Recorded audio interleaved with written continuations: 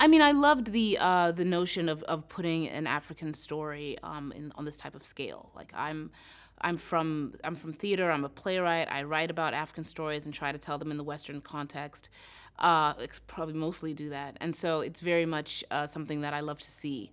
Growing up as born in the U.S. but raised on the continent, to see African characters put on an epic platform is something that I was always really keen. You yearn for, because you're kind of in this other category, and you don't get to see people who look like you. Kind of get the type of grand treatment in a story that you see other people get. So to see this type of story get brought to light, and meeting with Ryan and hearing his vision, it was very much something that I was just extremely happy that it was happening at all, and then the fact that I could be a part of it as well was really amazing. It was an amazing script. I thought that it really brought to light beautiful components of women from the African context, of the power of this very unseen kingdom that, it's this sort of notion that I think a lot of folks who are from the continent love, which is the idea that we are actually allowed to see a country that prosperous, like the country that was not affected by all the, outside influences that came onto the continent and colonized it, and things that are massive wounds we still deal with. And to see one part of the continent that, is of course mythical, but what a beautiful myth that it was a place that developed its own way, that designed its own modernity and resulted in being the most technologically advanced country on the planet. I mean, that to me was so thrilling. Well, Okoye is the head of the Dora Milaje, and in the comic book, there's so many different renditions of how the Dora Milaje fall into all the different type Black Panther renditions you'll read.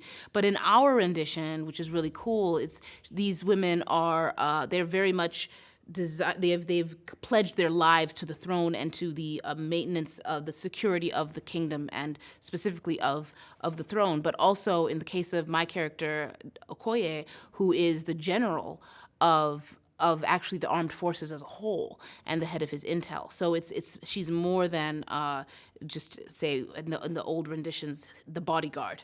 She's got a much more expansive role than that, and she's deeply involved with all the workings of what's going on in the kingdom. She knows everything. She reports to him. She makes decisions. She's very well known for her abilities as a soldier and as a leader, and that's been very cool to play.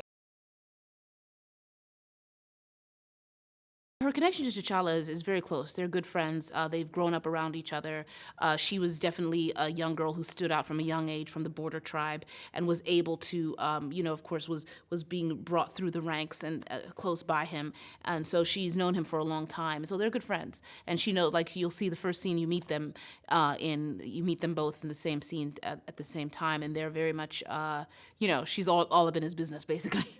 So they have a great relationship. And I mean, right now, there is something that they're dealing with, which is the loss of his father. And so I think that's something that definitely affects her as well, because that's something that she's the head of the Dora Milaje. So the loss of a king is something that weighs hard on her heart as well. And so really she has a deep protection for T'Challa in how she functions. We went through a lot of stunt training. It was very, very interesting. We worked with some fantastic trainers for a good amount of time, and it was really beautiful the way the Dora have a sort of way of fighting that was sort of supposed to be inspired a little bit by just a way of moving as one, almost sometimes in a way that almost mimics something almost dancer-like, but not quite. And so there was a lot of very interesting formations that we created as when the Dora work together to take down somebody, like the fight we have with Killmonger.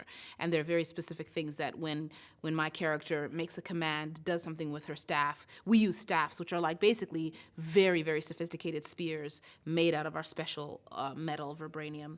So we're able to do a lot with them. They're not, you look at them like, oh, they just have a stick. No, it's not just a stick, which you'll learn shortly if you try and mess with it. So it was it was very cool. And we're able to find a beautiful grace in these women and also a ferocity. And I think that's a really great combination.